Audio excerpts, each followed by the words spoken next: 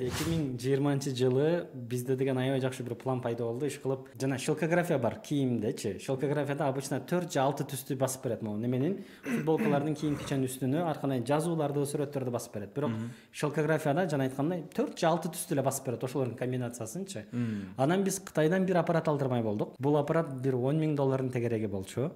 Бирок бул аппараттын бир өзгөчөлүгү бул цифровой принт болгон үчүн кийим кеченин үстүнө миллион түс болсо деле баса берет да. Любой эле компьютерден сүрөттү алып туруп, форматын келиштирип туруп тияка бергениңде кийимдин үстүнө басып бере турган аппарат. Эми план эмне? План буну алып келебиз. Бул Кыргызстанда аябай сейрек кездешкен аппараттардан аябай жакшы бизнес кылып, аябай жакшы акча табабыз деген идеяларыбыз бар болчу. Албетте риск.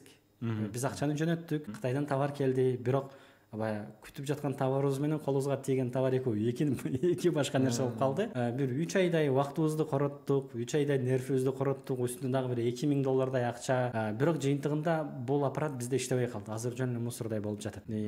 Акыркы 2 жылдын ичинде менин эң чоң немем ушул болду окшойт. Бир 12 000 доллардын тегерегичи. Бирок маселе эмне? Маселе ансыз деле жашоодо бардык нерсе биз күткөндөй боло бербейт. Бармакты тиштеп олтуруп алгандын кереги жок, арман кылып өкүнө өргөндүн кереги жок. Болбоду. Бизнес жараткан ушундай буйруптур.